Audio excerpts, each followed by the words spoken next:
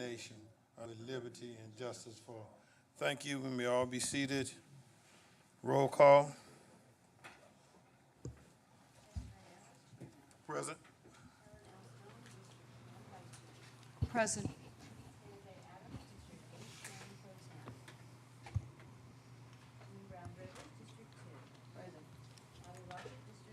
Present.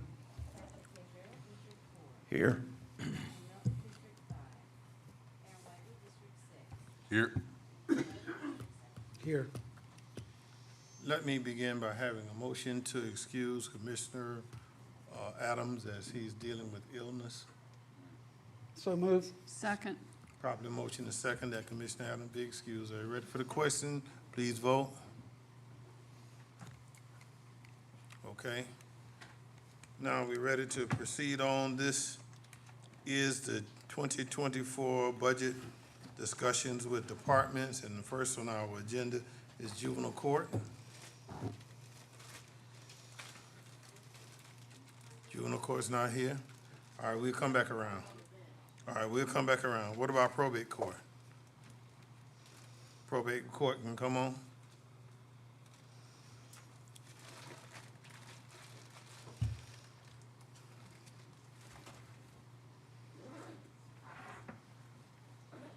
Good afternoon. Good afternoon. My name is Nikki Poulos, and this is Marvise Williams. Judge Bordeaux is out of town and regrets that he can't be here. And Associate Judge Wendy Williamson sent us here, referring to us as her brain trust. Hopefully we can meet that accomplishment of hers. So we are here today to discuss the permanent positions that we've requested. We are in desperate need of additional permanent positions. We currently have 17 permanent positions and 6 temporary positions. The probate court has been staffed with 17 of these positions since the 2021 budget, and we are asking for 4 additional permanent positions, all of which are presently staffed by temporary employees. Just to make a note, it's extremely difficult to staff a court with temporary employees. We're at the mercy of a temp agency that screens these employees for compatible job skills, and unfortunately, oftentimes more than not, when they show up, we have a tough time finding that the job skills are compatible. So sometimes it takes 2 or 3 till we find a good fit. So when we do find a good fit and have that person fully trained, then we're at the mercy of a temporary employee quitting without any notice due to finding a permanent position, because after all, we can't offer job security when it's only a temporary position. Our permanent employees also bear the burden of training temporary employees, and the continuous cycle of having to train these temporary employees is wearisome on them.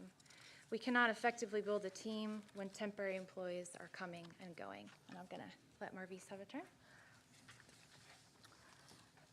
3 or 4 of the positions we are asking for are currently filled by ARPA employees, being our staff attorney, guardianship and conservatorship accountability clerk, and deputy court clerk 2 in our guardianship conservatorship mental health department. We realize that we currently have ARPA funding through December 2024. However, we feel it necessary to stress to you that ARPA positions are positions we have requested in prior budgets, and positions are necessary and indispensable to the lawful functioning of probate court. Prior to obtaining these temporary positions through ARPA funding, the probate court did not have the necessary staff members to perform these required functions, such as monitoring the guardians and conservators of incapacitated adults and children.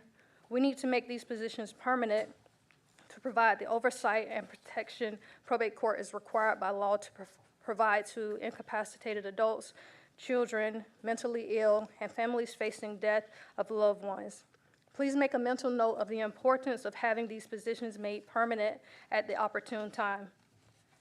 One of 4 of the positions we are asking for is a deputy clerk, court clerk 1 in our licensing intake department, which is currently filled by Destiny Norris, a temporary employee through Express. This position is especially important to us because we currently only have 1 permanent employee handling licensing intake. The other 2 employees handling intake are temporary. The licensing department, AKA Frontline, has suffered with temps coming and going. Destiny hasn't left, nor has she mentioned leaving. She's shown her desire to be a part of the team through her work ethics, and she's verbally stated that probate is where she desired to be for the long haul.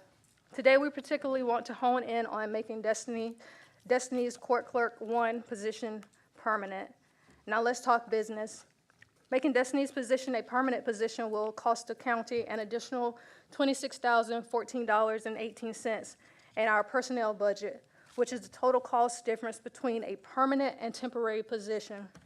Please consider this a plea from us and all the permanent staff members of the probate court to make her Deputy Court Clerk 1 position permanent. At this time, Nikki will go through the stats. Thank you. You have any questions for now? Just looking at this, it looks like you requested $1,493,000, and the manager's recommending $1,494,000. So it looks like he's recommending actually doing everything y'all said. Is that the case? That is not what we saw in Munis. Where are you getting this from? Do you? The proposed budget, Mike, yeah. Okay. Yes, sir, and this is going to be, in my estimation, a common theme amongst a number of the departments.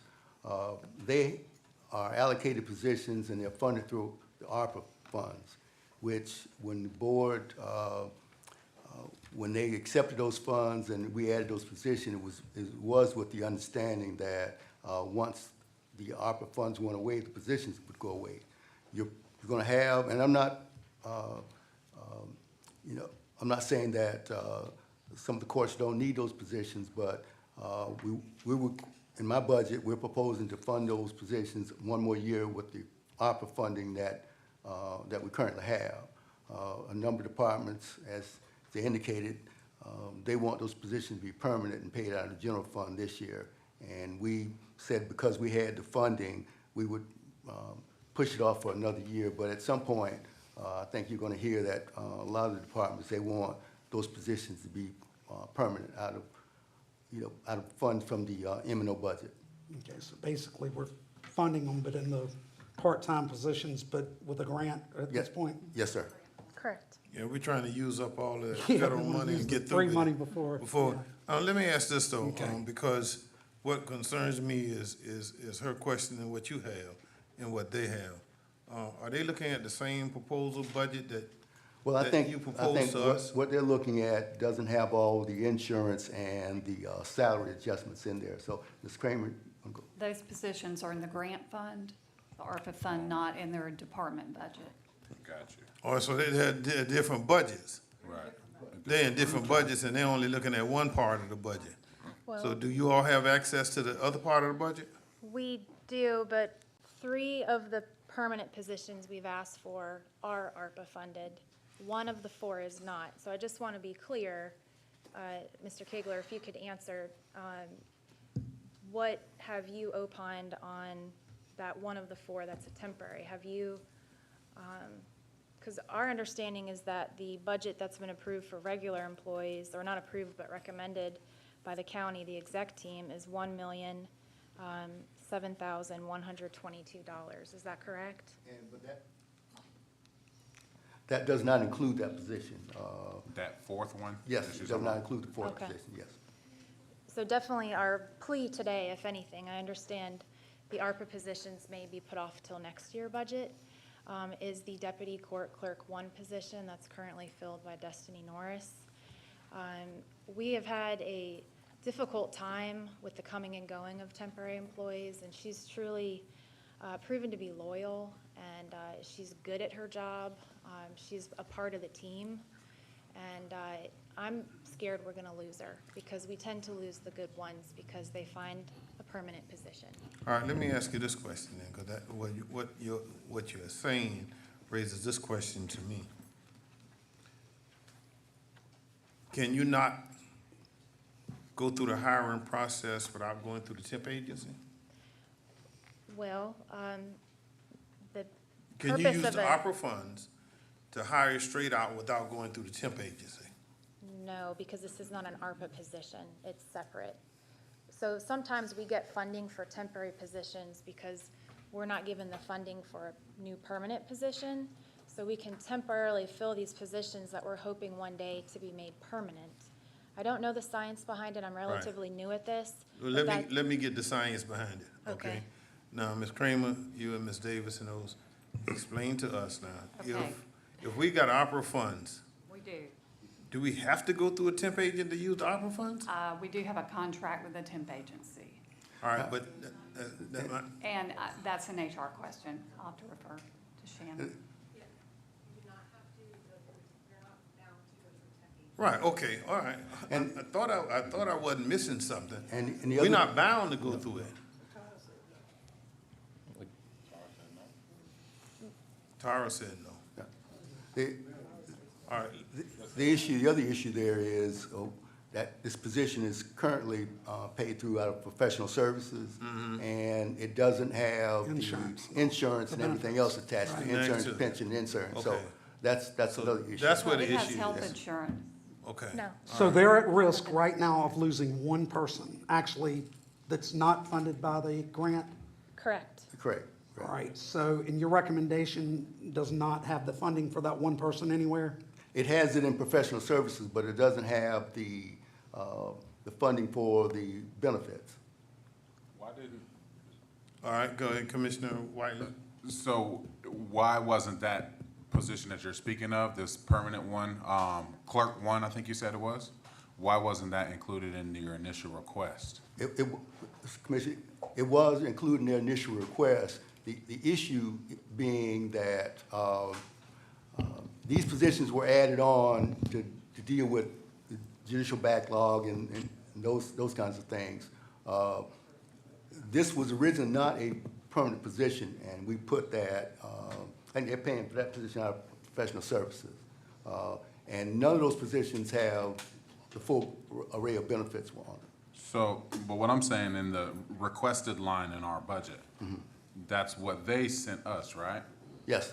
And We're requesting 4 permanent, but 3 of them are currently filled by ARPA, if that helps.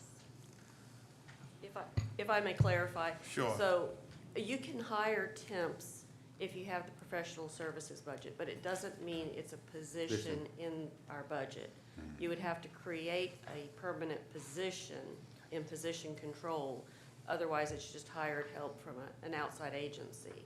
So So what she's requesting is for us to add a new position over and above what their permanent positions are. Oh, I got you. Yes, So it has to correct. Thank you. get cleared through positions before it yeah. even comes to a Right. budget request. Yes. And then what was that total number you said for her, 26,000, that included the, So the difference in what's in our professional services budget that she's being paid now, and adding her as a permanent employee with the benefits, it's an additional $26,014.18. And that is truly my plea today, is if you could approve that.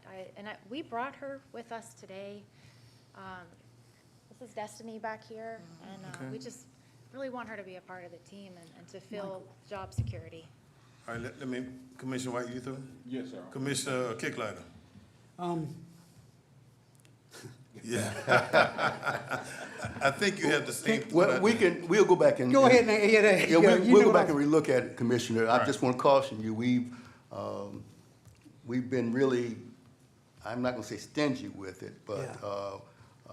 there have been a number of positions that we have not recommended. Right. But we'll go back and look at it if. We're talking a part of one, If, basically, is what they're asking. I'll go back and verify that. But that's until the ARPA money runs out. No, No. separate.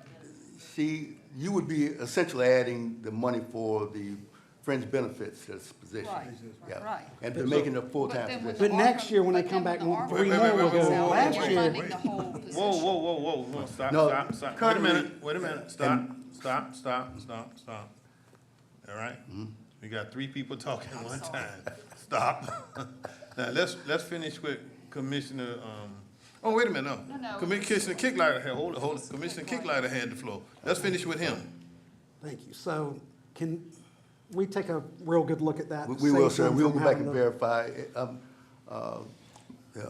The budget staff reminded me that the position is, she's got money, they're using professional services now. Yeah. And we'd have to move that money out of professional service into the salary and wages line item, and then we'd have to add the funding for benefits on top of that. Okay, because the whole structure of our budget hearings has bothered me for 22 years now. Not a structure you put in place, nor one you put in place, but one that we just seem to follow year after year after year. And it's very patronizing to me to bring up constitutional officers in front of us when it's really nothing but smoke and mirrors. At this point, y'all have already all addressed the manager. The manager has made his recommendation, and 99 times out of 100, that's what always passes. So I think to save people time, energy, and to do it what we need to do and show them a little respect, is simply tell us what you've requested and what you're not being recommended and why you need it. And let's just move through, so not pretending to waste anybody's time. And I hope that starting next year, we can structure this somehow a little differently. Maybe hear them before the budget comes, I don't know, but just something where there's more to it than us having to beg the manager to change a budget afterwards. And so, Pat, Okay. I can see he's got a thought on that. No house. Wait, you finished? I'm done, yeah. Okay, Commissioner Stone. Thank you, Mr. Chairman. Just for clarification, so this additional $26,014 dollars is on top of what they're being paid through the ARPA funding now? No, this position is currently not being funded through the ARPA budget. It's funded out of professional services. So this would not be one of the positions that would necessarily go away, but you would have to vote to, within this budget, to make it a full-time, regular position. And so what would that full-time position cost? In other words, I'm trying to figure out if we commit to this, what we're committing to long-term. I can think it's answer that. between an additional $26,000 and $30,000 additionally. The whole thing with fringe is about 66,000. About how much? 66,000.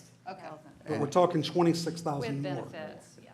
I have a I breakdown if understand, that I will was help. just trying to Wait. Okay. I was just trying to see what the impact would be going forward. We'll verify that and get it to you. I think that there is some confusion as to what's budgeted in professional services, but and what's the additional funding that's going to be needed to provide the benefits. So we'll verify that and get it to you. Thank you. All right, Commissioner Farrell now. Yeah, my question was, and this may be germane to this situation or not, but if a current ARPA-funded position is converted to a full-time position, can we continue to use ARPA funds to fund it until such time as the ARPA funds are no longer available? They are positions. The issue is the continuation of that position. That's really the big thing. Well, my question supposes that when you create a position, it's a full-time position. But my question is, if we create a position today, for instance, XYZ position, and you have ARPA funding for the next year and a half or 2 years, can ARPA funding be used to fund that position until it runs out before the M&O picks it up out of general funds?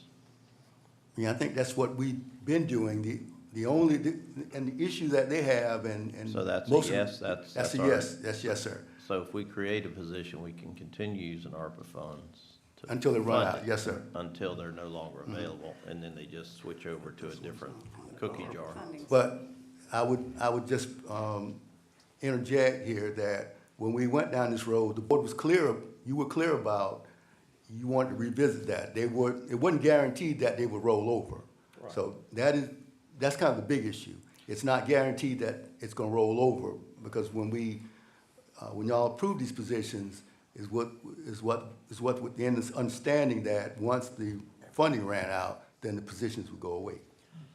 So are we gonna go on a case-by-case basis to decide whether they continue to go away or It's- if they get, because most people get used to having extra staffing, whatever your department is or whatever your job description is. So I'm sure this is not the only bridge that will be crossed. No, sir. And these positions were put in place just to deal with the judicial backlog, the majority of these positions. So, you're all right, and that was the, I guess, the risk. Once you get, extra, positions in your department, you kind of depend on those. So we are going, I'll be recommending based on the demonstrated need. So it's not, they're not just automatic for me. Okay. Thank you. All right, Commissioner, President, we go to Commissioner Kicklighter again. Thank you. When these initial jobs were created through the grant, wasn't a bunch of it to help bail y'all out of the backlog on the Yes. gun permits? Can I answer now? Is it Yeah, okay? on the Okay, gun sorry. permits. Partially, well, actually, not so much the ARPA. The ARPA was, we were requesting a staff attorney prior to ARPA and additional clerk positions, but when we got the ARPA positions, we funded it for a staff attorney. And then we also have an accountability clerk in our guardianship conservatorship department. And the importance of that, and it's very sad to say, is we've never had enough staff to accurately monitor the incapacitated adults and children that are wards of our court. By law, the guardians and conservators are required to file annual reports, but we've never had the staff to keep up with it. So when the ARPA funding came into place, we thought it would be a great opportunity to fill those needs, and it's working out beautifully. For once, our court is working the way it should. We're pulling in the guardians and conservators that are in neglect of filing and holding hearings and finding out that they've been misusing the funds and doing terrible things when all these years we've never been able to accurately monitor. And by law, we're required to. So it's not just an ARPA issue, it's an ongoing issue. And it's necessary that we do this because it's our job to protect all these people out there, the citizens of our community. We have a responsibility to them. Okay, do Go ahead, you got the floor. y'all have a backlog on permits since the governor allowed, or the state allowed to just carry? We're doing pretty well, but I did do some stats, if I may, so you can get a kind of better understanding of the departments of our court and how they're staffed. And I just pulled the month of April, because I didn't want to bore y'all with like a year or 2 years. So, as stated earlier, we have 23 positions, 3 of which are temporary employees through Express or Chatham personnel, and the other 3 through ARPA, so only 17 are permanent. We have 1 cashier. She's more than a cashier. She shepherdizes everybody that comes into the court for appointments and general questions, because, you know, the pro se citizens have a lot of questions and they need guidance. Just in April, she processed 1,316 receipts in a total of 20 business days. She's a busy lady. We could not do without Lizzie, that's for sure. Our licensing department has 5 employees, 2 of which are temps. 3 handle the intake. 1 is a supervisor and handles a lot of the audits, and then the other handles the background and criminal background checks and fingerprinting that's required by GCIC. In April, we processed 463 weapons carry licenses and 267 marriage licenses. So that's an average of 36 licenses we're issuing daily, and that's not limited to, that's not all they do every day. The intake clerks, the 3 of them specifically, when marriage licenses come back after the wedding ceremony, they're tasked with recording them as well. So there's a lot more to just sitting at the desk and doing intake as people come in. Our appointments are 15 minutes apart. One thing I can say is especially with the marriage licenses, we have a lot of difficulty with members of the community that can't speak English, so sometimes that can take a while in getting the necessary documents in place. You have a question? Okay, sorry, I just want to make sure. We have 2 employees in our record room. We have 6 employees in our estate department. 1 is a temp through Express. One of those employees is an oath clerk, and her main job is to prepare and handle the preparation and administration of the oaths. And what that is that's the oath you administer to personal representatives. On average, we conduct 25 to 30 oath hearings a week. If you think about that, there's a lot of people passing away in Chatham County. There's that many estates opened weekly where people are sworn in. We have a high volume of an aging population, so we're gonna continue to get increased cases in our court. Our guardianship, conservatorship, and mental health department has 4 employees, 2 of which are ARPA temps. And to kind of give a summary of those 2 departments, the estate, guardianship, conservatorship, mental health departments, in April, a total of 2,096 filings and docket events were entered in our cases, or new filings made. That's a total of 20 business days. We've got a lot of volume and not a lot of employees to monitor it and process it. And this is why it's so vital that the temps that we have are made permanent, because if they find a new job and leave, we're at a loss. We can't operate the way we need to.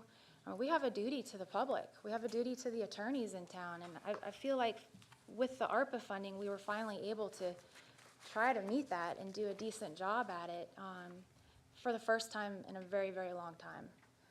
So if you can consider making the ARPA positions permanent in this meeting and figuring out the funding for that next time around, that would be great.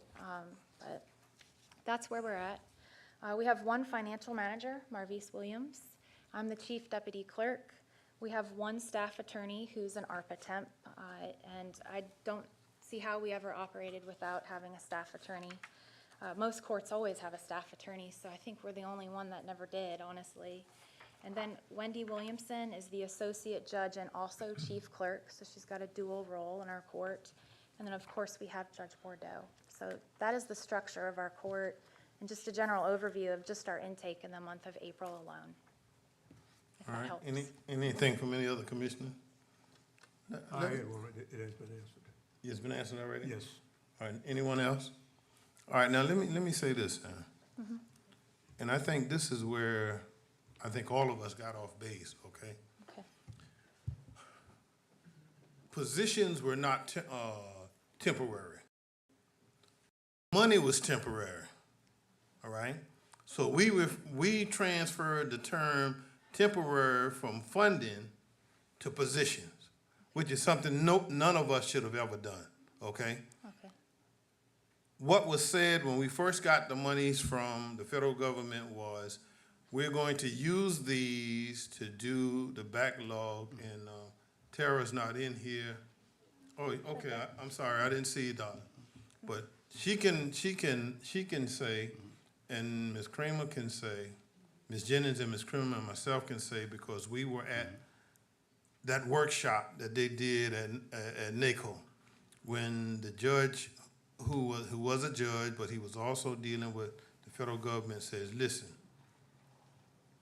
when you go back, everything is backlog, backlog, backlog, backlog. And folks got up asking, well, what about this category? Well, what about this category? He said, listen, let me say this again. Maybe I'm not making myself clear. Everything is backlog, all right?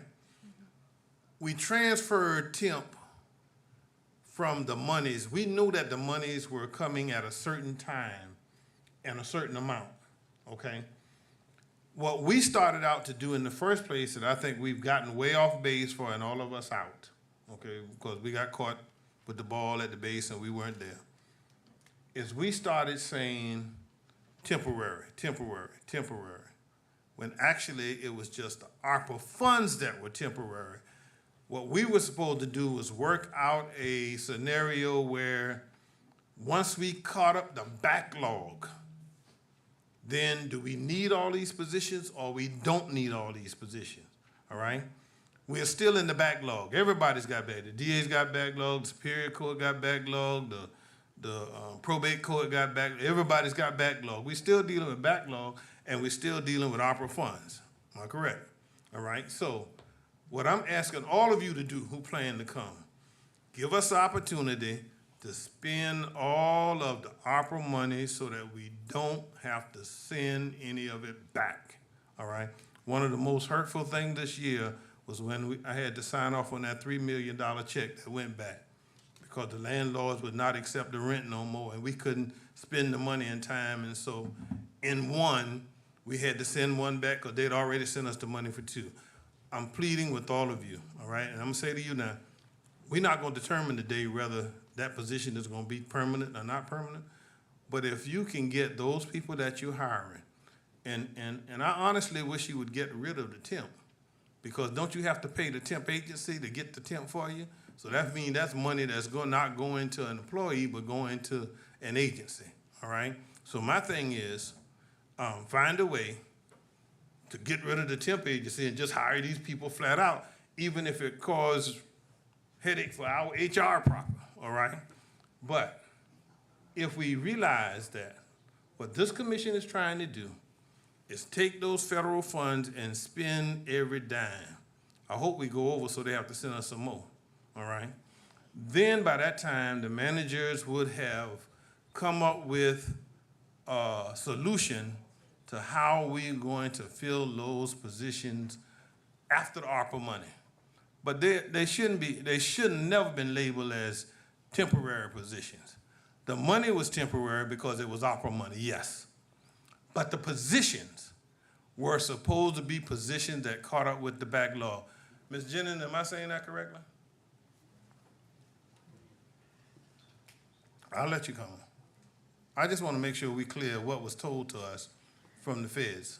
So the understanding was the funds are temporary. Right, the And funds it's are. my understanding from HR that because the funding is temporary, it is not guaranteed by the board. The board specifically told staff they were temporary.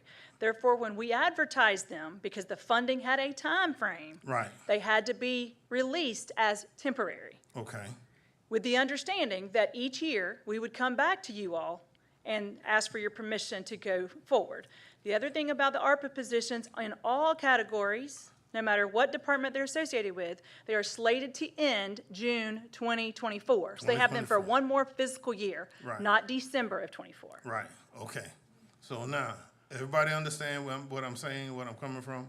Is we still have time to determine what jobs need to stay and what jobs we don't need because we have caught up with the backlog. If we don't ever catch up with the backlog before June of 2024, that means that we're gonna have to have another game plan for that, all right? So that's what I'm trying to make sure we get clear, all right? And she's telling you exactly what I'm saying, that the federal folks told us that. Now, Ms. Davis, you wanted to address something? There you go. I just wanted to clarify, you said you wanted to take her out of the temp pool and create a position for that? No, that's not what I'm person? saying. No. Okay, the non-ARPA person, because that's kind of what I Here's, heard. no, here's what I'm saying, Okay, all right? What I'm saying is that determination has to be done between the manager, HR, and whichever department, whether we're talking about probate court or superior court or records court or recorder's court or DA's office or public defenders, that has to go through them. It should come as a recommendation to this board. We shouldn't create anything, all right? We should allow that to happen. Let them do their job to determine where we will be 1 year from now. See, because this is gonna come up for the last time, unless for some reason they extend some money somewhere from the feds, and I don't see that happening, especially with all this debt stuff they're talking about on the thing. Yeah, the ceiling, I think the ceiling now kind of caved in somewhere. Come on, Commissioner Whiteley. Thank you, Mr. Chairman.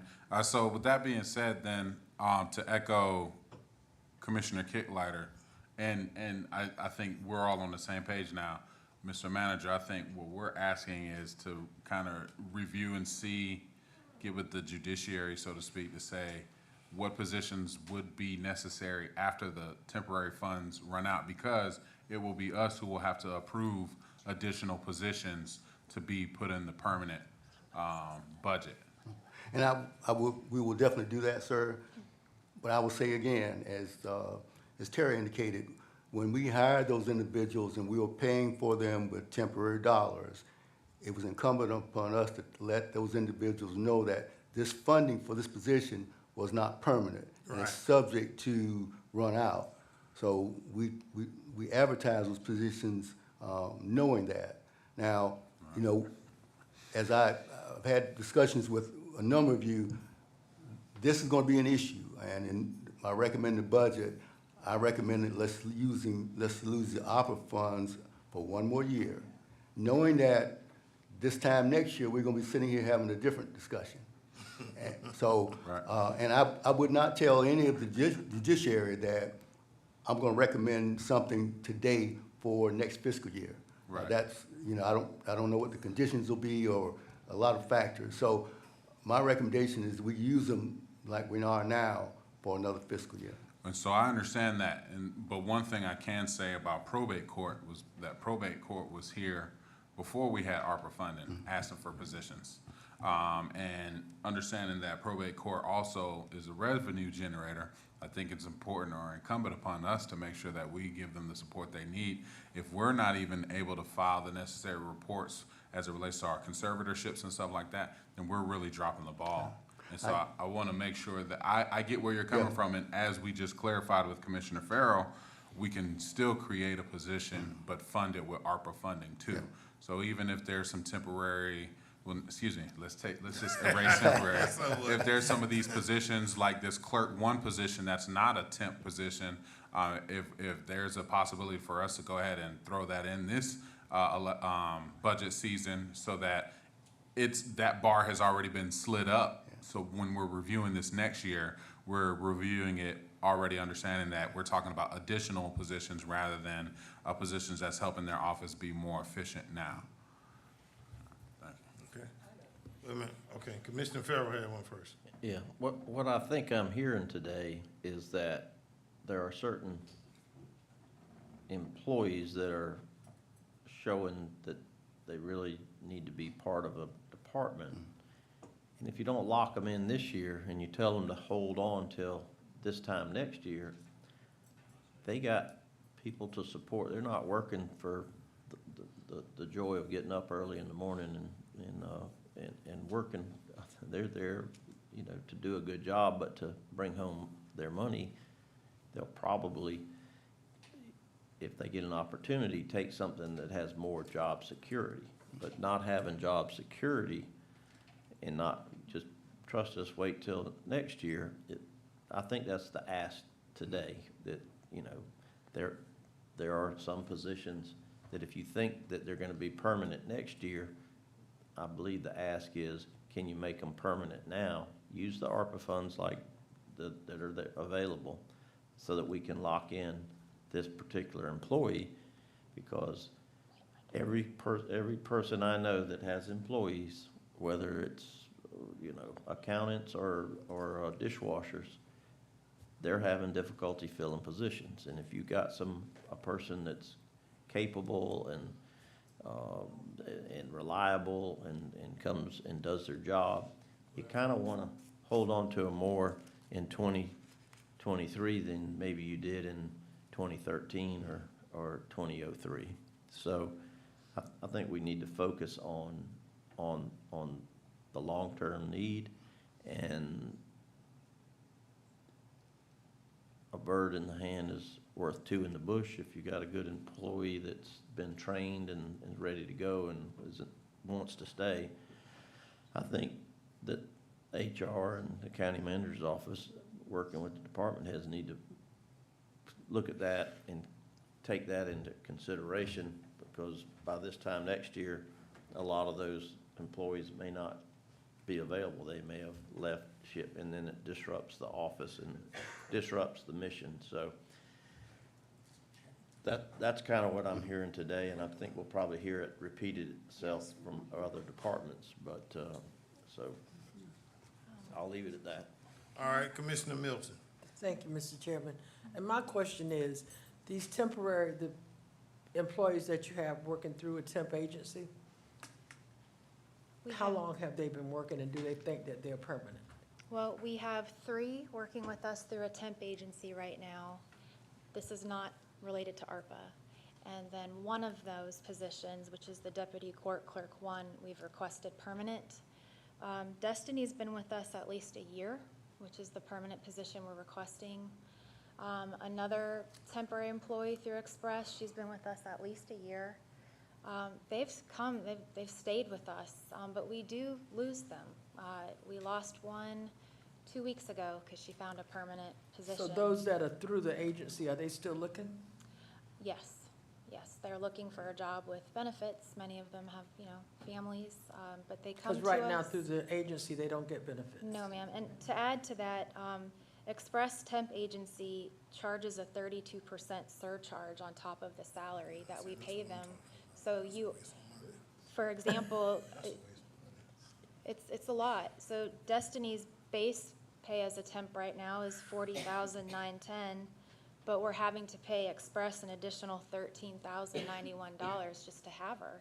That money could be put in her. Have we looked at taking that 13,000 and what that looks like if we added benefits to an employee? Yes, ma'am, we have, and there's a whole litany of issues surrounding that, and I'll get Ms. Smalls, and we can definitely give y'all a briefing on, because we used to do this in-house, and it became a lot more beneficial financially and for other reasons to employ the temp agency, but we'll definitely come back to you and talk, give you a briefing on that, and then we'll look at that. Talking $13,000 for one individual that's not even a high dollar person?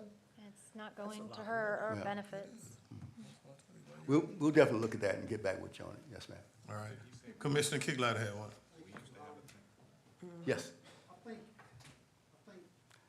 our wonderful manager, just of all of us up here, and I think he can find that 20-something thousand, so we should move on, Mr. Chairman. Okay, but. I think y'all will be happy, and but I it's- think you probably will get that. But it's more than 26,000, because I see a whole lot of, good.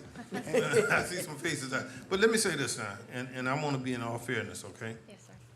Since I've been on this commission, and Commissioner Kicklighter and Farrell and Stone have been here longer than I have, since I've been on this commission, all right, from that seat to this seat, we have given probate court 17 positions, all right? So if you think, see, I don't know whether you were back there during that time, but I know, for instance, we have given probate court 17 positions that we have funded totally now, all right? That's what we have total, correct? Is that what you're saying? Because that's what we have. No, that's not what I'm saying. What I'm saying is, since I've been going through the budget process from the 8th seat to the 1st seat, all right? There were 17 positions added to probate court, okay? All right, so I just want to make it clear now, because I don't want no confusion to go out here that we don't ever give probate court what they want to have, because we did in the past, and I know as I voted for it, all right? So, I mean, you may have 17 now, but I remember the time when you didn't have but 5, okay? I have a chart on that. They got actually. 23, because she said they got 20, and then 3 of them attempts. Oh, okay, so listen, we don't need to go Okay. back and debate and all that. Okay. But I just want you to know that we know those as facts, okay? So I'm like Commissioner Kicklighter now. Anything else you need to bring for us about another? No, All right, we thank you, just- ma'am. Thank you. Have a good day. All right, I'm sorry for your loss, Ms. Rivers. okay. That was a good. Let's go to public defender. y'all. Good job on the plea.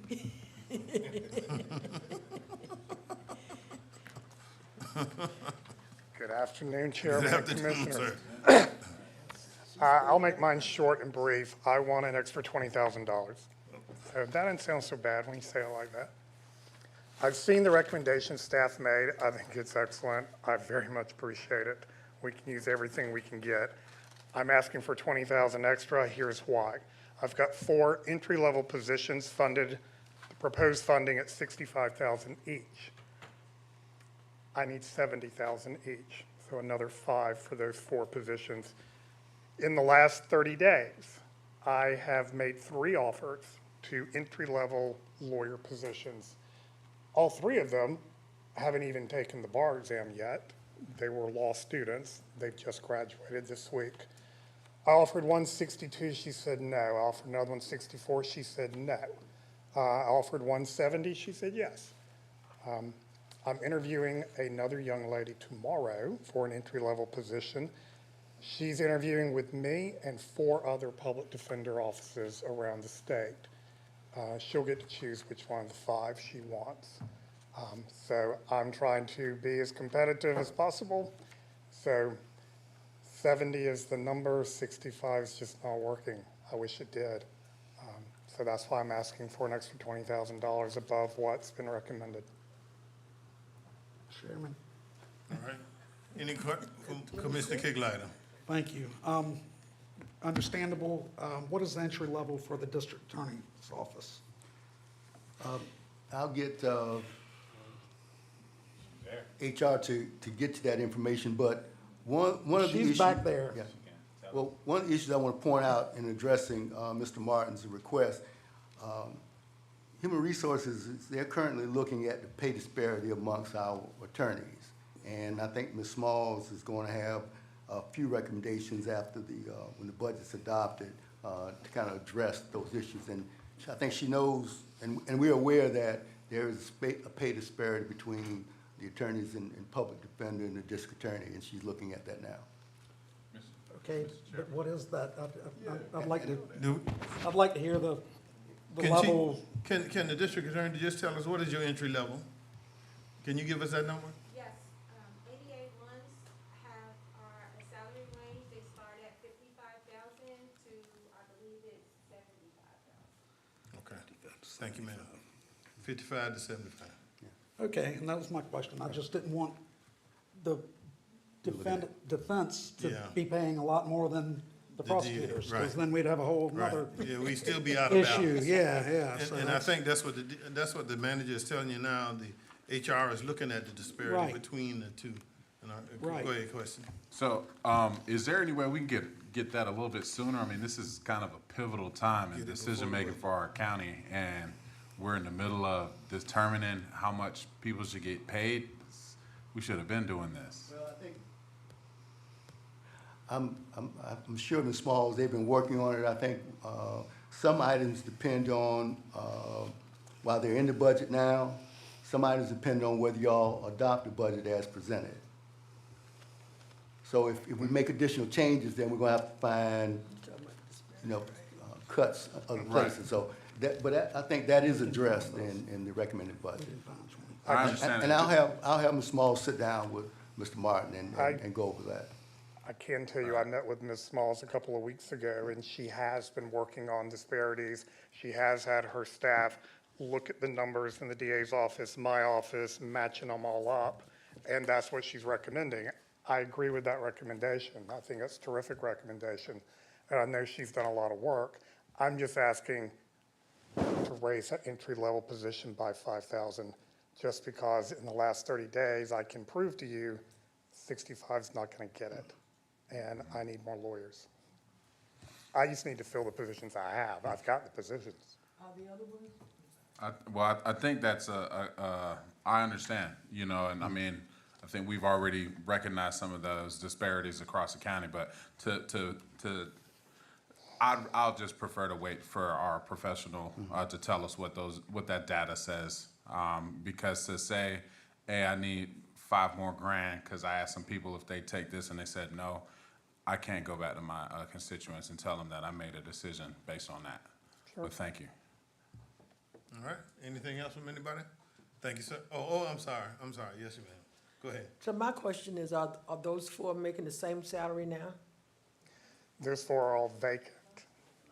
They're vacant. They're vacant positions. They haven't taken the bar yet. Right. He's looking for it. If we do this for the entry level, how many actives would we need to change per an entry level? You mean how many we need to change from? If you add 5,000 here, who do you have currently hired that would need an adjustment? Nobody. Nobody, okay, thank you. So those are new hires you're talking about? These are just new hires. It wouldn't require any more adjustment of current staff that Ms. Smalls has already made the recommendation on anyway. I've got another question, Mr. Chairman. All right, go ahead. So those positions, I know, I believe it was Public Defender's Office, maybe it was Indigent Defense, that we funded for some contract attorneys. Was that Public Defender or was that Indigent? Okay, gotcha. Okay, never mind. Okay, anyone else?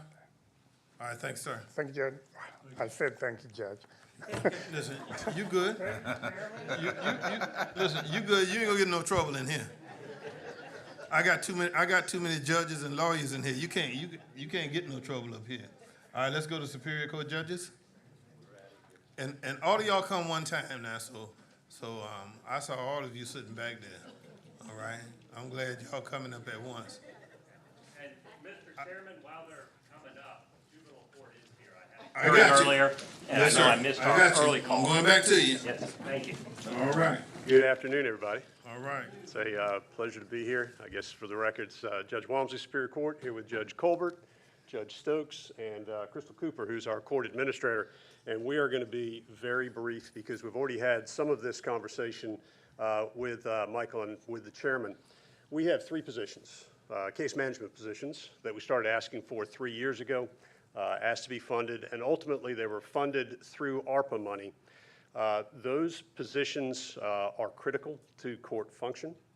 We understand that there's a budgeting issue with ARPA and how are we going to make sure that these things get paid for, and we're fine with that. What we're simply asking is the sooner that we can make these positions permanent, because we will be asking for them again if we have to reconsider them after ARPA, the sooner we get these done, the better off the courts are going to be. These positions have helped us with the jail dockets, specialty courts, virtual hearings, the backlog, and they've helped us maximize the use of senior judges. And all of that has been very effective in reducing caseloads, but those caseloads are not reducing quickly enough. We have a lot of cases in the pipeline. We have a lot of cases that are going to be coming into the pipeline that are still older cases that were part of the system. And as Commissioner Farrell said, the longer we sort of hold on to these positions as temporary, and I realize that's not a term we're going to be using much anymore, the harder it is to fill them. These positions are base salary of $43,096. The total cost on them is $204,852. So that's what we're here to talk about. They are funded under ARPA. We get it. We'll keep those positions, but we will be asking for those to become permanent as soon as we can possibly make them permanent. Judges, any other? I just want to add, to the extent we can expedite getting cases adjudicated, because as you know, we deal with felonies. Many of our folks, inmates are in jail. Sooner we can get them, their cases before us, get them adjudicated, they're either acquitted or convicted. Either way, they get out of the jail, which is another cost savings. We've had folks sitting so long now, bonds are expiring, meaning if they don't show up for court, bond agency can't collect. It's over. So we're making a dent in that backlog, but in order for us to continue to be more effective in getting those cases adjudicated, we need these criminal case managers. And they are case managers. They're not just docket clerks. They're not just putting things on a calendar. They're actually looking to make sure cases are kept together. Many folks have multiple cases, making sure we try to get the oldest cases adjudicated as quickly as possible, getting motions calendared, all of the things that have to happen before a case can be tried or otherwise disposed.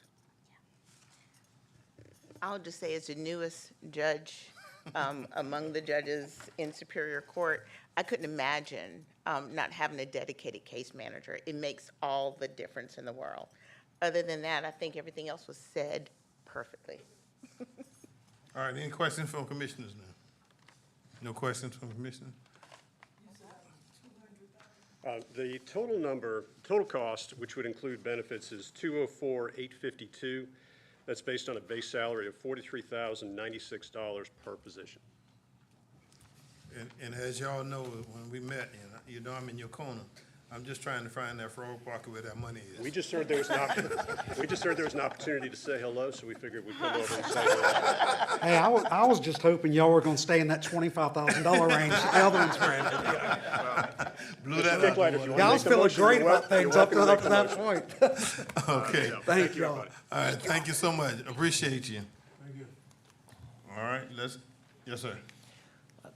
I think what we're hearing today is to, perhaps the commissioners could direct the manager to determine which positions merit to be full-time, and if we can determine that, then, in the hiring situation that is prevalent throughout our current society, that we consider that sooner rather than later, rather than waiting for a full year and having all these folks hanging on by a thread.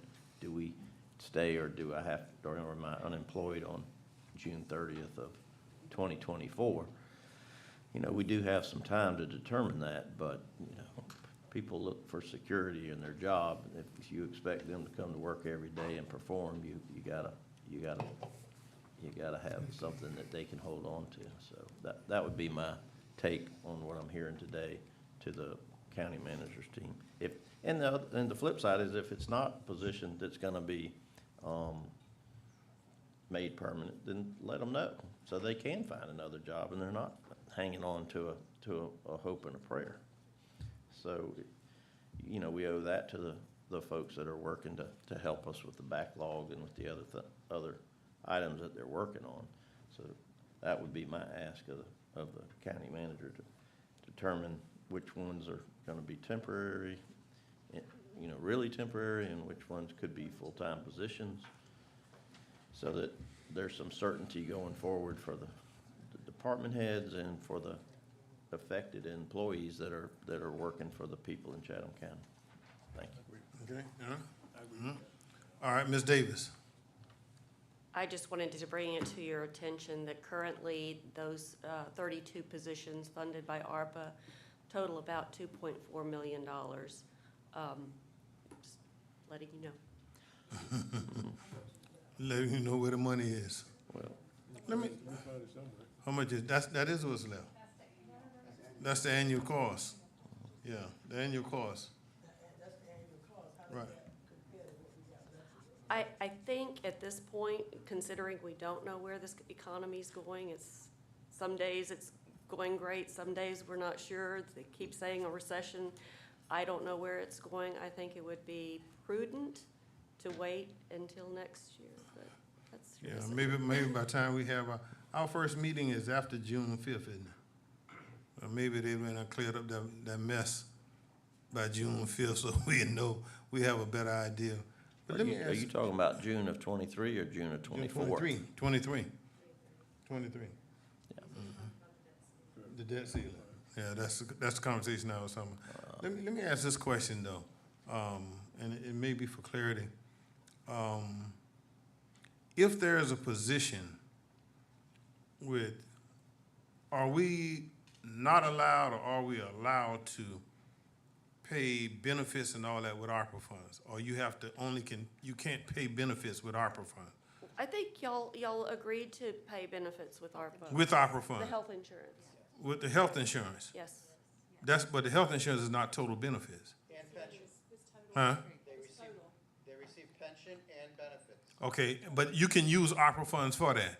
Okay, all right. That clears up something else that I thought about. I'm not gonna say it though, all right? I'll tell y'all later. I don't wanna create no more confusion. Anything else? Thank you right there. All right, we're moving on. Let's go to the DA. No. Linda knows they gave me an adjusted agenda now. All right, don't get me in no trouble. Go ahead, Madam DA. Good afternoon, ladies and gentlemen. Good afternoon. In receiving the budget report from accounting, we agree with most of the line items and are very appreciative of the funding that you gave us. We do have 2 points of clarification. With respect to line item 1, which is the line item for regular employees, and that's basic salaries, we noticed that in 2023, so far we have expended $5,633,799, and both the budget office and the county management have given us a budget of $5,427,000 for 2024. And according to our calculations, that looks like a deduction in salaries of $206,325. And we were wondering what that deduction was related to. All right, there are different, you have different numbers, is what and basically what you're saying? Well, what I'm saying is, there's a difference between where we are now, and it looks like a significant decrease in what we've been granted for 2024. According to my records, I have 5,427,000. Is that correct? All right, Amy, can you straighten it out for us? I was just going to say, she's had significant turnover in her department. And typically, when long-term employees leave and you hire new employees at lower grade salaries, you will have a reduction in your salary line. However, we will go back and review it and just make sure everything's correct. Now, is Mr. Chair. that what's going on here? That's what you're saying is going on That here? is my speculation. Okay. But we'll But go you need to back look and at it. we'll verify it. Okay. Mr. okay. Chair, if I might, Ms. Davis is correct. We have had several, well, 4 employees in particular who were longtime employees who made a large salary, and we have concerns about those particular positions, 4 in particular, those belonging to Mr. McConnell, Ms. Bailey, Mr. Wright, who left, and Ms. Sims. They were rated as ADA 4s. We would like to be able to retain qualified and seasoned counsel, and in our office, what we actually pay them depends on their classification, meaning how many years of practice. If the commission decides to take those salaries and then bottom them out to either the lower range of an ADA 4 or a lower classification, that is going to limit our office's ability to hire seasoned, qualified, long-term career prosecutors that we need in our office right now. If I may just clarify, the salary projections are based on filled positions. If it is an ADA 4 that is a position within their budget, it is budgeted as an ADA 4. So it really depends on who she hires. We don't change the positions and who she has available to hire. Is it, Mr. Chairman, question? All right, question. To that, so is it budgeted at the low end of that range or in the middle? We typically will budget it at the 10% over entry level, which is the amount allowed by HR for us to hire without getting permission to hire above that. So if it's, I don't know, say 50,000, I can hire at 55 because it's 10% over the minimum. Right. Commissioner Whiteley, if I might respond to that question and give you an example that might help you understand what I'm saying. Mr. McConnell, when he left our office, because he was a career prosecutor, was being paid $114,960. If HR takes that position and bottoms it out to what the beginning of an ADA 4 pay range, that means that we would be starting someone or ADA 4 at, this is a 4, at $81,761. So 10% above that would mean that an ADA 4 with 20 years or more of experience, like Mr. McConnell had, we would be limited to paying him him or her $89,000, and that's not competitive with what Mr. McConnell was making. And so what I'm saying is that in order to draw seasoned prosecutors to this jurisdiction, if they've been in practice for 20 years, that likely means we have to take them from a Fulton County to Cobb County, and we have to remain competitive. There is no ADA 4 with a high-level experience that is going to accept $81,000 or 10% above that. So we are asking the county not to bottom those salaries out and absorb that difference back into the general fund, because we need it to make competitive offers to replace people who are equally qualified with those who have left. All right, anything else? No, sir, not at this time. Anybody else? Let me ask this question, though. Yes, sir. If someone transferred from Fulton County here, all right, now, the one who left was vetted already because he had been here more than 5 years, am I right? Vested. A new person coming in would not be vetted, right? Vested? Into the pension plan, no. Right, see, and so that's gonna make a difference there, isn't it? That's the point I'm making. That's gonna make a difference right there. And listen now, if you start them at the top, where they going? Well, $81,000 is not the top, right? And so we No, would. no, that's not what I'm saying. Okay. All right. I'm sorry. You said Mr. McConnell's making what? 115. 114. So if you bring somebody in at 114 who's not vetted, when they get vetted, don't they take a step increase as they get vetted?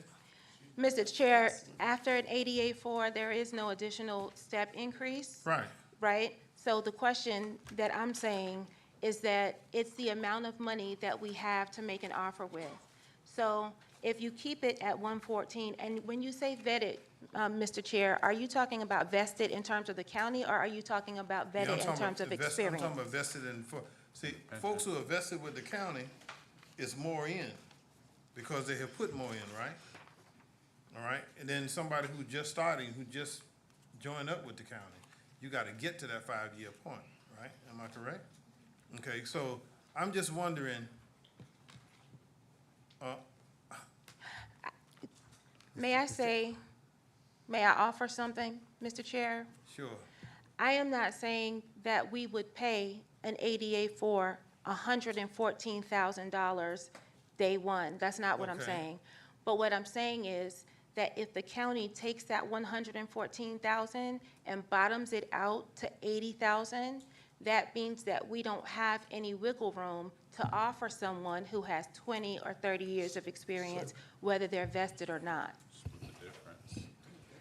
So basically, just to get this completely straight, Yes, sir. if someone with 20 years of experience with you here leaves and their salary was 120,000, if somebody from Atlanta says, hey, I'd like to come work in Chatham County, how much can you, and they've been there 20 years, right now, all you could offer them is 84,000 to Yeah. replace? Not true. Yes. Or 89? Yes, what I'm saying is, if the difference, if they take, for example, in Mr. McConnell's case, this 115,000. Right. And take it down to the base level of an 88.4, that starts at $81,761. No prosecutor with that much experience in a Fulton or DeKalb or even out of state is going to move here at that rate, right? Right. So what I'm saying is that that we would like to hire somebody who is equally qualified as Mr. McConnell, but maybe we would pay them 99 or 100 or something to Right. that effect.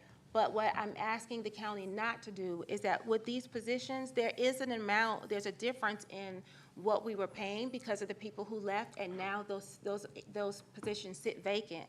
But if you bottom them out to the lowest end of the range, then we will never be able to get seasoned veteran prosecutors here. So I'm asking the county not to do that. Makes great sense. and then I'll cut the thing off. You do? Yes. All right, Thank you. Commissioner Whiteley. Oh, you had something you want to Oh, say, wait a Mike? minute. Mike, you want to say something before he? Yes, I'm and sorry. just for clarity purposes, as Ms. Davis indicated, when we put the budget together, the salaries are a snapshot of what the salaries are at that particular time. So we budget based on the positions that are filled or vacant at that particular time. And if it's a vacant position, we do budget 10 or 15% above entry level. But with that saying, the district attorney's office, they hire in at particular ranges. So if an 88.4 came in from Fulton County, Ms. Smalls and her staff would vet that and would work with the DA to adjust those salaries. So what's in that bottom line doesn't necessarily mean that that's all the money they have to pay. It depends on the experience level that attorney has when they come in. So there is some flexibility there. And in cases where it's outside of the realm of what Ms. Smalls would recommend, they can always come to my office and I can look at it and make a recommendation. But we don't just arbitrarily leave the salaries where they are. When we put the budget together, we have to have something to base the budget on.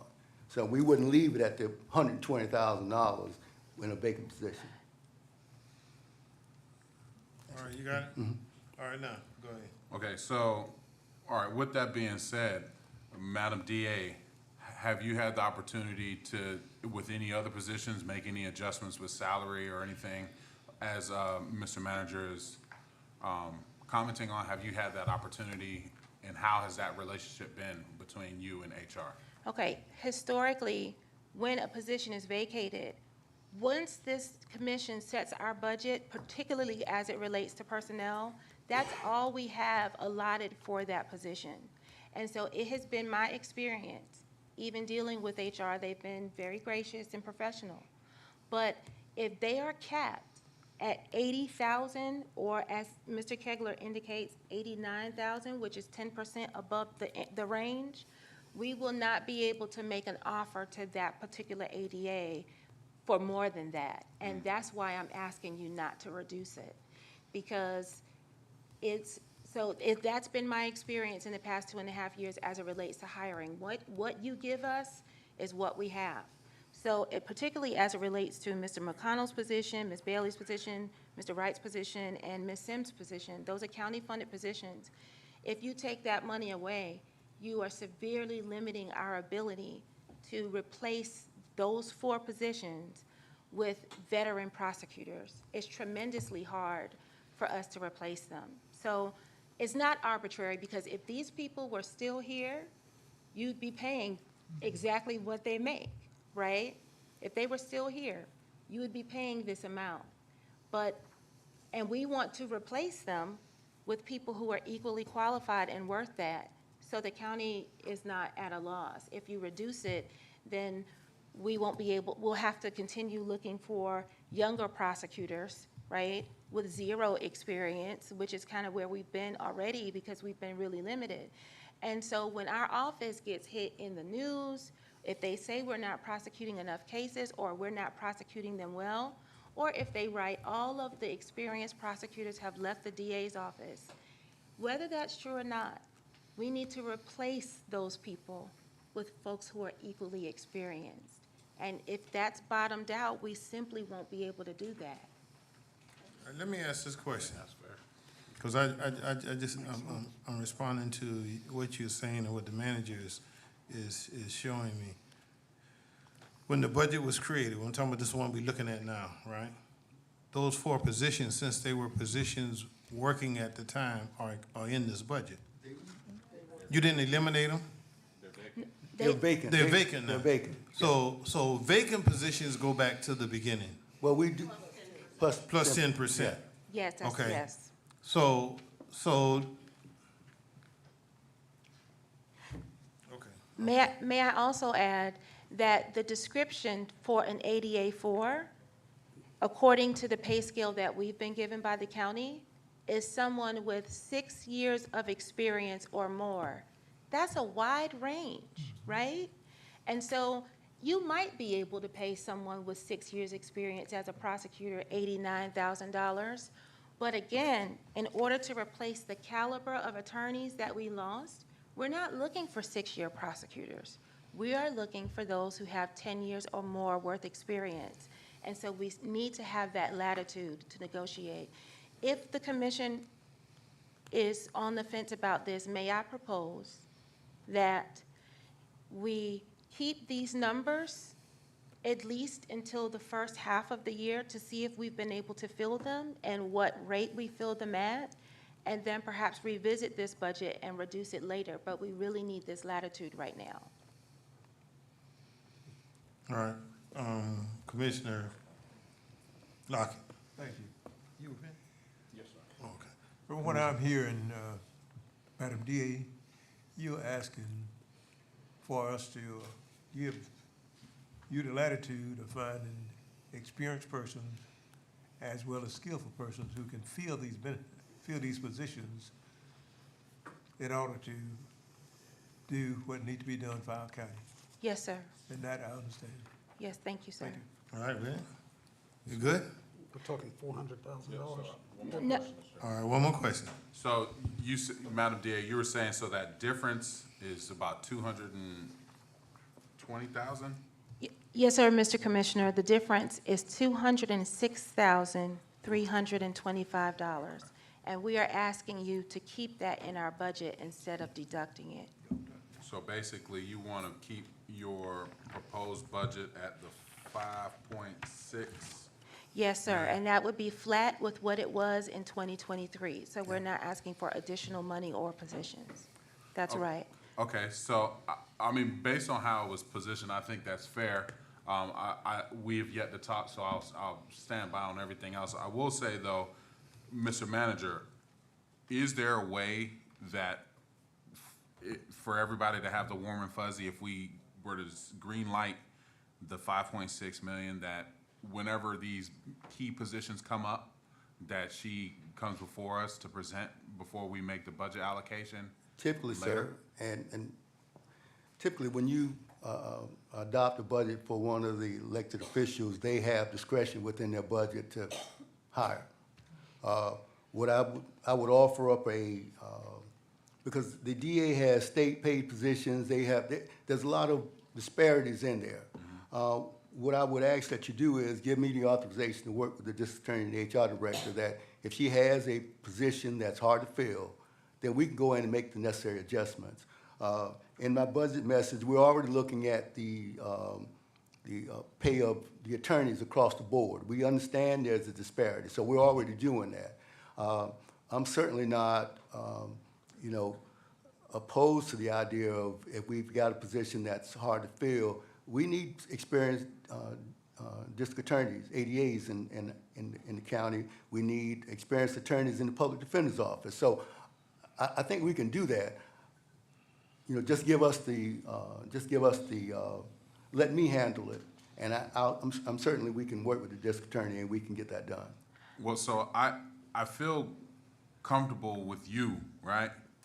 But my concern is that our DA just told us that she's been trying to do some of these things and use that discretion that you just said that she has, and she hasn't had the opportunity to in the last few years. I will work with her and Ms. Smalls, and we'll get that done. And the district attorney certainly, if I'm not suiting her needs, she certainly has the ability to come back before y'all. That's not true, Mr. Manager, and that's not your position. Well, your problem, but that she is not been given an audience I will say, sir, that I haven't, in all these years, I haven't had an issue in working with the elected officials.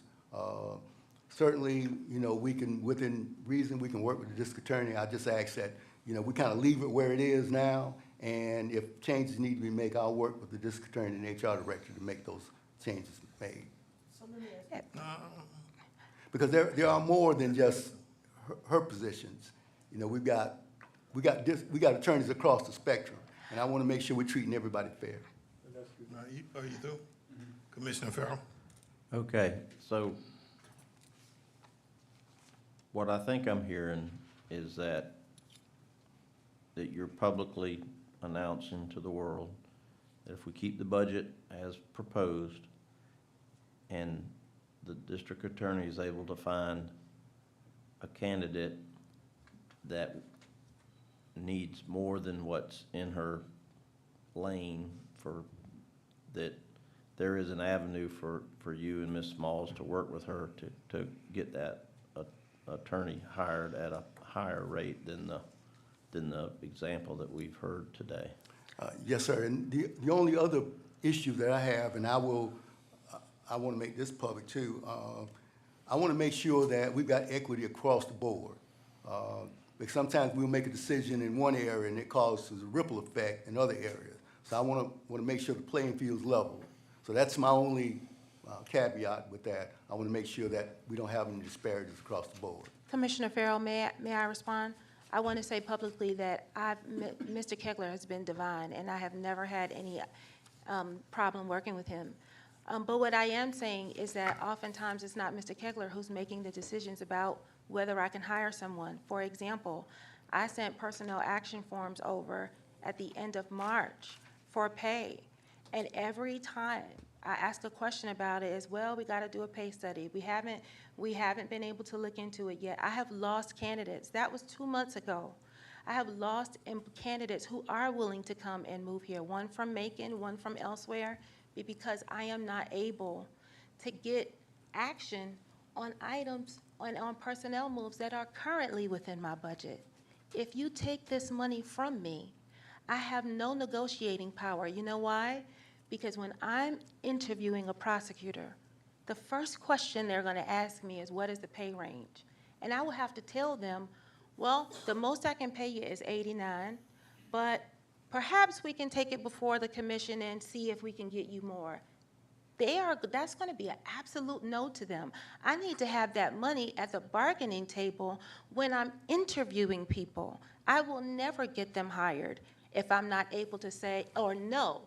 I have, like in mediations, for example, in private practice, if I know that my adjuster has given me $115,000 in authority to close a deal, I don't have to use 115. The signal is don't use all the money. But I have to know, I have to have the wiggle room to make the offer.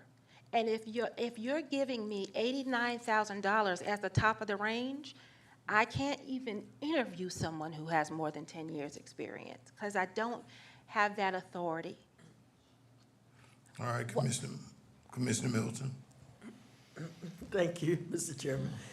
My question is, have you been publicly recruiting already? I absolutely have, So yes, what ma'am. range are you putting a price range, a salary range in your advertising? We mentioned in the ad that it's negotiable because it's unwise. We say we're looking for an ADA level 1 through 4, and then it depends, because we want to keep it open and get as many applications as we can. And then that's the first question, particularly if they're out of the county or out of the state and we have to hire in. So These 4 positions how long have they been vacant? I mean, is it a staggering time, or did they all walk out at the same time or around the same time? No, I would say on average, they've probably been vacant for about 3 months. That's the longest? Yes. So then your recruiting started 3 months ago, and how many applications have you had with the negotiable rate? That's a difficult question to answer. I can tell you we've interviewed probably about 10 candidates within that time. And part of the reason for that is because, as you know, it's competitive. So what we're doing is we're looking to hire prosecutors from out of state. And we've had a number of refusals and declinations and rejections. So I don't know that I'm answering your specific question. Well, I'm Perhaps just wondering how you're targeting these people that you want to come to work. And how, the language is important, and if you don't have a salary range, I'm gonna close the door when I get there. Well, that's not really what we found. So what we do is on the ad, we put that the salary is commensurate with experience, and that's what most people do for lawyer positions, depending anywhere, and So that's when in they're private coming or from public somewhere like practice. Fulton County and has been working for 14 years or 15 years, they're expecting to get that same money. Yes, that's absolutely But if they're right. coming from 14 and 15 years and working for a place like that, is it not closer to retirement? Well, you'd be in. I'm just wondering how many of those people that have been working somewhere else for 15 or 20 years is gonna come here and work until retirement. Yeah, our goal, you'd be surprised what's out there, but our goal is to cast a wide net. And so when we say that the salary that we pay is commensurate with experience, this is the mediation example that I'm telling you about. Because we need to have that negotiating power, right? If we want an ADA 4 and we can pay you $81,000 or $89,000, then there is a range of applications we just won't get, right? And so the amount that we could pay them, once they are proven that they have the experience and their experiences are wide-ranging, then that determines where we fall on the spectrum. So I think these the 3 point. months that have gone by, you just backlogging again? Or are you able to get work done without the prosecutors that you have? Well, we have been able to get work done because we've created other efficiencies thanks to the help of the commission. So through the ARPA funding that you gave us, we decided to hire paralegals and send those paralegals to court with our ADAs to do the administrative parts of prosecution, like drafting plea paperwork, drafting discovery, and filing that, and that has been a great help. But our Superior Court judges, as you just heard, they need more ADAs in their courtrooms to move cases.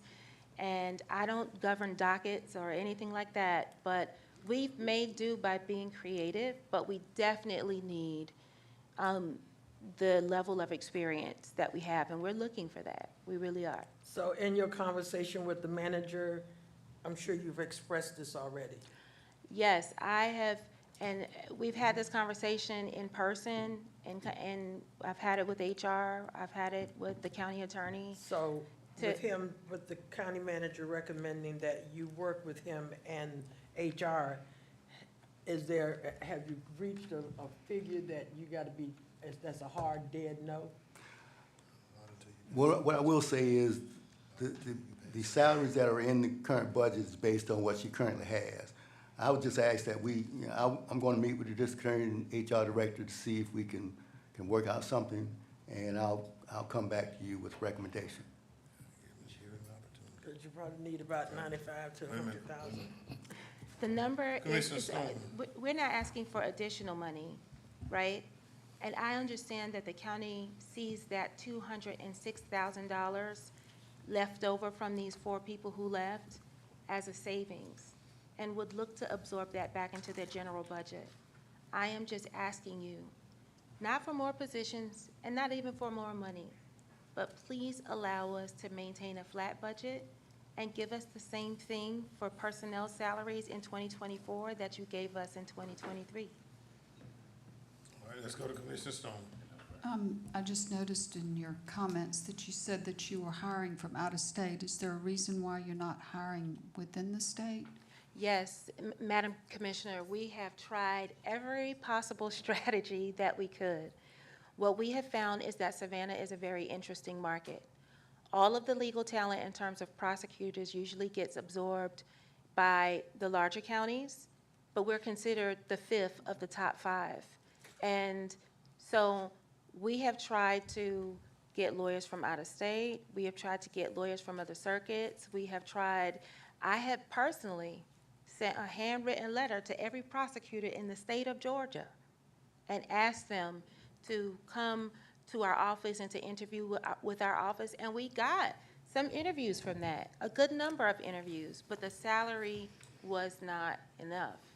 So what we found, I'm sorry, I didn't want to interrupt you. I was just gonna say, did they give you, a range of what they were looking for, and how far off were you from that range? Yes, typically, they're looking for a salary definitely between 95 and 105. And these are people just starting out? No, ma'am, no. These are experienced prosecutors Okay. either from other When you offices. said the 4, I didn't realize whether they were all upper level or whether they were entry level. So it's just the upper level that you're trying to hire? It's just, yes. Okay. It's just the 4, what I'm saying is that we're talking about an issue of value here, and what I'm saying is that for those 4 lawyers who left and were paid over 100, I'm asking that you not bottom those out or reduce them to 80,000. That's what I'm asking. Okay, well, I would think that, you could get with the county manager and the HR, and we could work that out. Are you through? Commissioner Kicklighter. Thank you, Chairman. Could we not, in the spirit of finding a solution, could we not allow the district attorney to use the funds to hire 3 experienced attorneys, and after she hires the 3, when it's time to get the 4th later on down the road, at that point, we can sit down and do a budget amendment to get the 4th, and she could use the existing money here to go ahead and get 3 experienced ones, because I, as someone whose brother was murdered, appreciate the hell out of the district attorney's office of being able to put people that deserve to be behind bars. And I would hate like heck to have thought that the person that, thank God, did a good job putting my brother's killer in prison had a year of experience just because we couldn't find somebody there with some experience. So can we somehow just simply give permission to let her use those funds, to hire 3 rather than 4? And then once those are filled, if she needs a 4th, then she can come forward and we can consider doing a budget amendment. But I get that she does not want, I don't want inexperienced people taking very experienced people's places there. We're not talking about mowing grass. We're talking about putting Prosecuting. sleazeballs behind bars where they need to be. Yeah. And, Thank you, Mr. Commissioner. And that takes good, educated, determined attorneys. And with our current system, the way it sounds to me, if you get a 8 to 10 year experienced attorney in here that'll take the $80,000, they're probably one of the worst attorneys to walk the planet. They were probably very unsuccessful as an attorney. They probably worked in a bookstore or something, passing time, and then they just decided to take that because that is not a successful attorney after 8 or 10 years. And Respectfully, Commissioner Kicklighter, you're absolutely right. We've gotten applicants who are lawyers who had criminal histories who applied to our office. We've had people who've had gun charges apply to our office. And the market out there is dry, but just statistically, I'm glad that the commissioner has allowed me to come back in July and tell you about the work that we've done in the office. But just one powerful statistic, of the major crimes cases that we have in our office, 44% of them are more than 3 years old. And so that includes homicides, rapes, gang shootings, kidnappings, child molestations. Those cases have age on them. And we are prosecuting drug cases and theft cases like water, but we need those experienced and specialized prosecutors who have an interest in the rapes and the child molestations to come here. And our 44% rate of those very important cases are not even in the system yet. Right. They're not in the system yet. We need people who can process those cases. my question then would be, I guess at this point, would be to you. Could you possibly handle what I said, what I suggested, if we could do something like that where, and hopefully who knows, by the time you hire 3 experienced attrition, maybe somebody else retires or leaves. So Right. you may be good to go, period. As That's- long as we give you the flexibility to hire the level of experience that you need. That's a very gracious recommendation, and I hope that the county would follow it. And that's what the manager is asking us to do too. So, He not there. but the money has to be there. What I've said is different than what Michael said. Right. What I said has money there for her to be able to utilize. What Michael recommended, the manager recommended, has, out of the graciousness, Michael's got to somehow poof out of thin air. Money, yeah. And you already have more here to add? Yeah, to add to. Okay, well, and if that can occur, good, but I'm trying to do something that the manager can live with, because he has to put together a very complicated budget with many grants that's gonna expire. And if we can do what I just said, even if you found money, maybe that money can go to something else at another time and place. Yeah. Because we're gonna need it down the road. All right. But this would solve this problem right now and move forward without any additional monies, so. All right, everybody got an answer to that? All right, let me ask you now, and I'm not trying to shut you down or anything, but Yes, sir. if you're talking about moving monies from one budget to another budget, in the way you see you can move this from over here to over there? What about talk with the manager? All right. So my recommendation is that we cease paying any invoices to John Hart's firm. I think they totaled about 200 and something thousand last year. And so we cease paying those considering we don't have a contract that tells us we have to pay those. And then that frees up well over $200,000 to give her office. Thank you. All right, anything else, ma'am? You know, I was gonna bring up a second issue, but this one is so important, I'll stand down on the second request. thank you, And ma'am. I appreciate your consideration. Appreciate it. Thank you. All right, let's go with the juvenile court.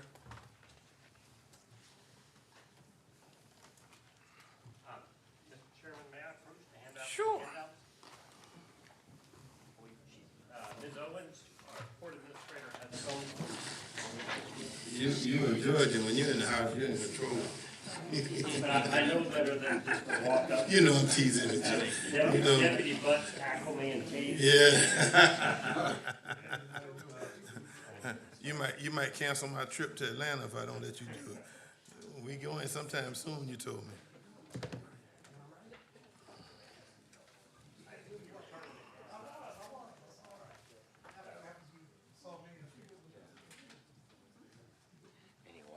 Thank you, and I certainly take to heart Commissioner Kicklighter's suggestions on how we approach it, and that was basically my plan. I'm Tom Cole, of course, one of the judges in juvenile court, and I have with me Teresa Owens, and she can come up here. She's our new court administrator. Okay. So we actually got her from Wisconsin. She's an attorney as well and an experienced court administrator, and we're very excited to have her. But on behalf of Judges Formey and Judge Kramer and Judge Singleton, I want to thank you for just a couple minutes. We had requested 3 positions, a full-time staff attorney, a full-time courtroom clerk, and a mental health clinician. The county manager, I believe, has recommended a part-time staff attorney, a part-time courtroom clerk, and then no mental health clinician. As the judges have looked at this, frankly, our priorities are that we need, above anything else, a full-time staff attorney. So even if we take away the part-time courtroom clerk, which the county manager has recommended, having that one full-time position is going to be more critical than anything else we're asking for. And then I'll address the mental health clinician part as well. But if you flip to page 2, really the color chart there that we have illustrates why it's so critical that we have that full-time staff attorney. And what you'll see is on the left, Chatham County has a volume in juvenile court, and this is not backlog. I mean, it might be backlog, but it's not, we don't have any cases that are old or behind. And the workload that we have, you'll see we have basically almost 7,000 hearings each year. And the blue column represents the number of hearings we had in 2021. The red column is 2022, but only for the first 3 quarters. The total was basically about the same as the blue column.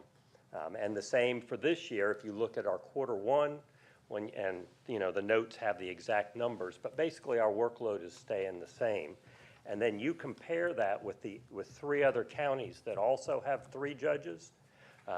You know, like if you look at Clayton County, you know, and the chart talks about we had 6,700 hearings and they had 2,100. Hall County had 4,300, and then they added a 4th judge. And again, our percentages are so much higher.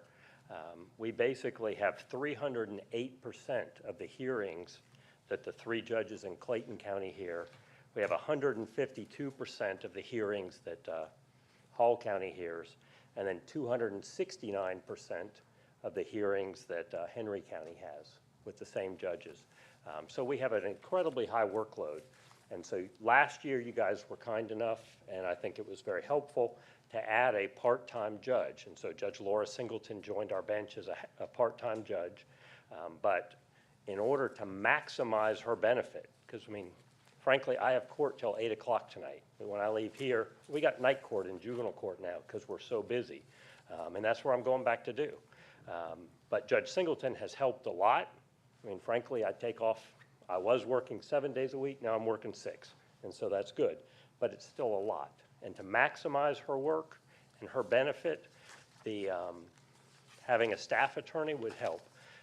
And the reason we need a full-time one is every day to manage a judge's work, there are people who are sending in and somebody needs to be drafting orders, somebody needs to be preparing for hearings, somebody needs to be responding to attorney requests, scheduling hearings, rescheduling hearings, researching legal issues, answering phone calls, and that happens 5 days a week, not 3 days. So even though Judge Singleton isn't there 5 days a week, managing all of that is. And what we found is that Judge Singleton is basically working, we're paying her for 20 hours a week, she's working 30, but half of her time is spent doing administrative stuff and doing what a staff attorney could do. So we could ramp up what she's able to do and what she's able to take from us, full-time judges, by having a full-time staff attorney. And so basically whatever you guys need from us, including that part-time clerk, just tell us what you need to make that happen. And that's really those were my marching orders from my fellow judges and also from my own experience, is just we have to have that. And if it's And so giving up the part-time clerk, we'll figure out a way to work that.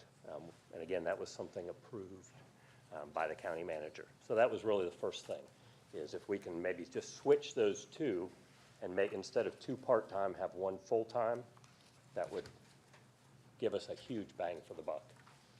So that was the first issue.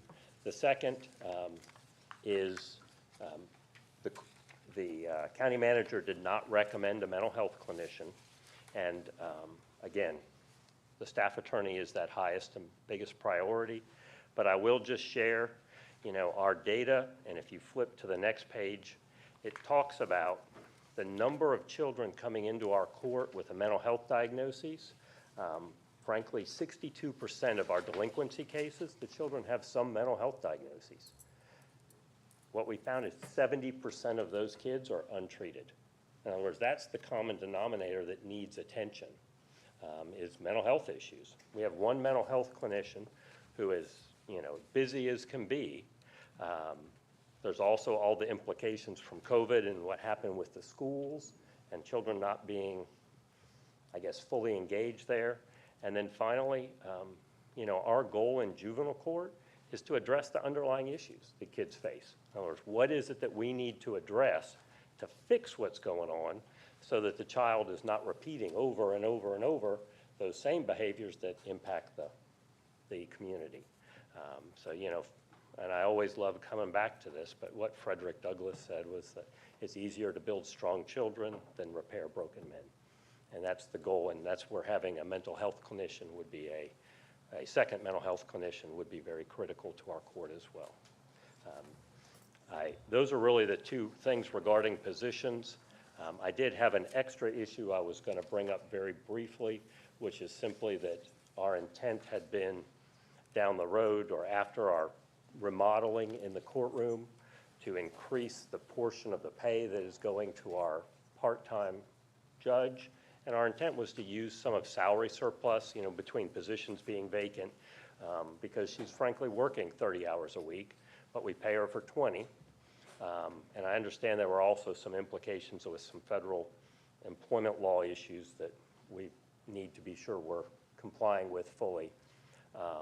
But I think Ms. Smalls recommended that I at least make you guys aware of that. And if the extra $47,000 that would cost is something that we could address, then I would want to address it now. If it just needs to be looked at through the salary surplus issue, then so be it. But this is something I probably, had our schedules worked better, I would have met with Mr. Kegler and shared with him all of this in advance, but it's just been very, very busy at our court. And so I apologize, Mr. Kegler, if working out some of these things in advance couldn't have smoothed this out and saved you all an extra 5 minutes of Tom Cole talking. All right. So, thank you. All right, Commissioner Milton? Thank you, Mr. Chairman. And I guess yesterday didn't help. No. So, and that's, well, Yeah, I don't, yeah, That was the riot at the juvenile. yeah, yes, ma'am. Yeah. Yeah, and I will, I mean, for the record, that's not something the county controls or has any role in. I will say, and it's something we're actually really proud of, right now we have about 5 juvenile court children in the detention center. There's, I think, 69 kids there, but 5 of them are Chatham County juvenile court kids.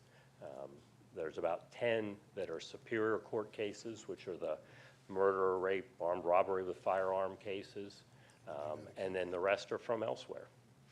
And so it's not good for any child to be threatened or potentially harmed like that, but it is an opportunity for me to share that So we're working really hard. the mental health clinician that you have now is part-time? No, we have a full-time mental health clinician who does an amazing job, and I think the issue is she spends her time managing assessments, doing crisis response. She does 1013 committals, even for the Department of Juvenile Justice next door. She's working on referring to services, but frankly, she is past her ability to meet all of the needs in our court. She's an amazing person, but again, there's only so much each person can do. Maybe we can share some of that money. You talking about the one we pay John Hart's firm? Yeah.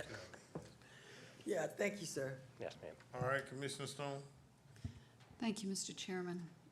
Judge Cole, and to all of the judges out there and your staff are just amazing. I would just plead to the county manager, please to consider this mental health position, because what we're seeing now is scary. And I would really like to try to get these children the help that they need, because the hardest thing is hearing in the juvenile courts, them telling us that there are kids in the detention center that will graduate and go to our sheriff's detention center. And, you know, some of these occurrences are simply because these children need help, behavioral help. You know, oftentimes they're from very, very rough environments. They don't have the stability that they need at home. And, you know, substance abuse plays into it, and there are just a myriad of things that we could do to help these children not become residents of the adult detention center by getting them the help that they need now. So I'll just put that plug in. All right, anybody else? Thank you, sir. All right. Appreciate it. So, All right, if you just let- we'll be back with you. thank y'all. All right. Before the judge leaves, I want to say, don't feel too bad for not coming around on your one day off that you finally got. So, you know, it's very understandable. Well, Very understandable, no, Judge. again, I do appreciate all y'all, Yeah, and I if know you go you've got a out lot this evening. going on, but I would ask certainly if the county manager can work with us on it, and especially on the staff attorney issue. That would be very Michael much said he'll be appreciated. up there around 10 o'clock tonight when you get off work and chat, as long as you. I yeah. will call him before I go home. And he's gonna bring the pizza. Please, I'm certain there's gonna be a family who will eat some. Thank Yeah, y'all. thank you all very much. All right, let's go to victim witness. Are they here? They back? Oh, okay. Uh-oh.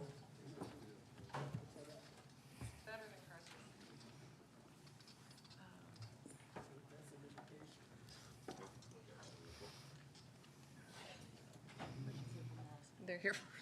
I'm JJ Hare. I'm the Assistant Director in Victim Witness, and I'm here for Victim Witness and for Youth Intercept. Our coordinator, Sylvia Spalding, is actually on a trip with our youth, which is the perfect, we're very easy. We just need $12,000 that was cut from our travel expenses for Youth Intercept.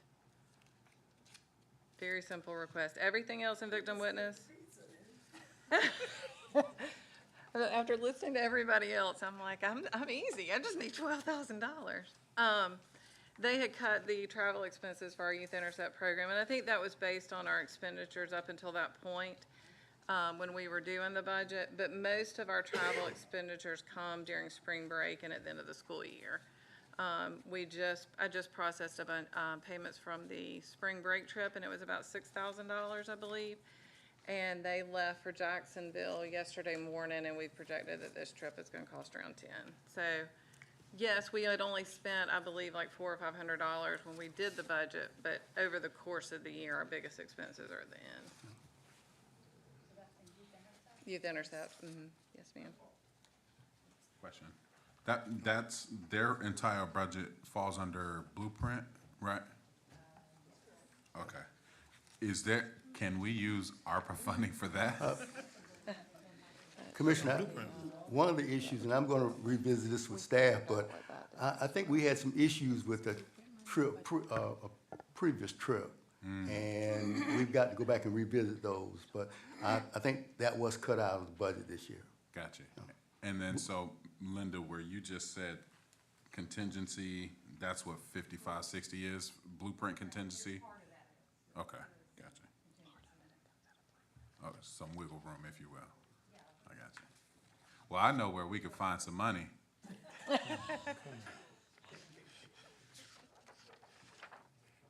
whispering it, I'm gonna yell it now. Been whispering it since 2021. Anything else for victim witness? Thank you, ma'am. All right, thank you. Appreciate it. Thank you, ladies and gentlemen. Thank you. Y'all have a good All day. right, Mr. Manager, we had in there somewhere about, do we have to do executive session? The individuals that we were gonna talk with, they They're weren't not able here? to make it today, so, I would put the board on notice that, I am gonna be reaching out. There is need for us to have another call meeting, and an executive session. We've got some items that we need to discuss in executive session, so I will be, polling the board to, set that up, and, we'll do that. And then I want to remind each one of you that our next public hearing will be with the regular meeting, Friday, June 9th. And on the 15th, we will have our first hearing on our public millage levy at 9:30, and then our second public hearing at 6 o'clock. So I want you to be mindful of those dates. That's all, Mr. Chairman. Mr. Manager. All right. Mr. Chairman, I just want to thank the manager and the staff for putting together a really good budget. And it's tough to sit here and you're not getting beat up. That's the structures for people to say why they need whatever, and I just want to say thank you. Y'all put together a good budget, and thank you for working with all the department heads and all to try to get it as close as possible. So. All right, Commissioner Stone? Mr. Chairman, I've received a jury summons for the week of June the 12th, so I don't know what my number is in the 400 range. I'm hoping maybe I won't get called, but in the event that I do, it's not that I don't want to be here. Let's do the advance, letting them know, so maybe, because they're gonna excuse her anyway because she's an elected official. So maybe we can go ahead and get those paperwork over there so that when her time has come, they're gonna, I want to They do know the how to right do it. thing, but I just want to Yeah. warn you that starting on the 12th, I've got a jury summons. All right. And my number's in the 400s, so I may not get called, I don't know. I'm just hoping you don't get the treatment I got last time. I got over there and he said, we know we weren't gonna let you serve on the jury, but we just wanted you to sit here. Oh, wow.